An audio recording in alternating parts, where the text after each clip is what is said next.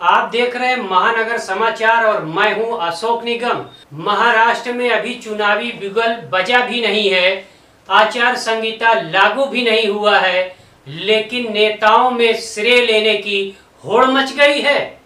एक दूसरे पर आरोप और प्रत्यारोप का दौर भी जारी है। एक चीज तो ये निश्चित है कि आगामी 26 नवंबर 2024 को, ध्यान से सुनिए, आगामी 26 नवंबर 2024 को शहर की विधायिका गीता जैन के नाम के आगे 2 शब्द और जुड़ जाएगा और वो तब कहलाएंगी मीरा भाईंदर के भूतपूर्व विधायक गीता जैन, यानी एक्स एमएलए। तीसरी चीज जो है, इस बार मीरा भाईंदर 145 विधानसभा क्षेत्र में मुख्य मुकाबला भारतीय जनता पार्टी के नरेंद्र मेहता और मुजफ्फर हुसैन के बीच में होगा, जहां मुजफ्फर हुसैन के साथ महाविकास अघाड़ी की एनसीपी के शरद पवार और उद्धव बाला साहब ठाकरे के शिवसेना है। वहीं पर नरेंद्र मेहता के साथ अजीत पवार के एनसीपी और एकनाथ शिंदे के शिवसेना है, और अजीत पवार और शिवसेना और बीजेपी तीनों सत्ता में हैं, जिसका सत्ता का फायदा नरेंद्र मेहता को मिल सकता है। अब रही बात गीता जैन की, तो गीता जैन अभी तक भाजपा के कुछ विरोधी गुटों का सहारा लेते चली आई हैं, और एक कहावत है कि कांट की हाड़ी बार बार नहीं चढ़ती, पिछले बार चढ़ गई थी, और तभी से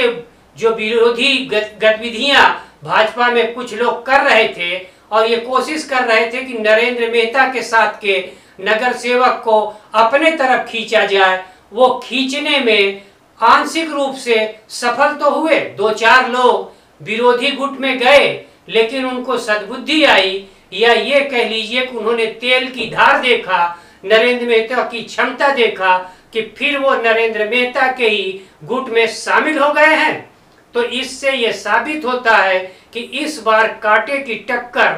कांग्रेस और नरेंद्र मेहता के बीच भी यही होगी। अब रही गीता जैन के लिए, तो गीता जैन को किसी पार्टी राष्ट्रीय स्तर या राज्य स्तर का जरूरी होता है चुनाव जीतने के लिए। तो न उनके पास कोई राष्ट्रीय स्तर का पार्टी है, न कोई राज्य स्तर, क्योंकि पार्टी में संगठन होता है, संगठन में कार्यकर्ता होते हैं, कार्यकर्ता पन्ना बूथ से लेकर वोट को परिवर्तित करने की क्षमता रखते हैं, जो अभी तक ये गीता जैन में दिखाई नहीं दे रहा है। मैं आज की परिस्थितियों में बोल रहा हूँ, इश्क जंग, अब तीसरे में बोलिए कि इश्क जंग और चुनाव में सब कुछ जायज है, कल क्या होगा कोई नहीं जानता। लेकिन फिलहाल अभी तक के जो नतीजे या परिणाम या समीकरण बन रहे हैं, वो सिर्फ और सिर्फ नरेंद्र मेहता और मुजफ्फर हुसैन के बीच टक्कर दिखाई दे रही है, और गीता जैन तीसरे स्थान के लिए संघर्ष करती हुई दिखाई देंगी। अब उनको गीता जैन को सोचना है कि इस बार उनकी चुनावी नैया किस स्टंटबाजी, किस ह्यूमर के सहारे वो पार लगाती हैं या असफल हो जाती हैं।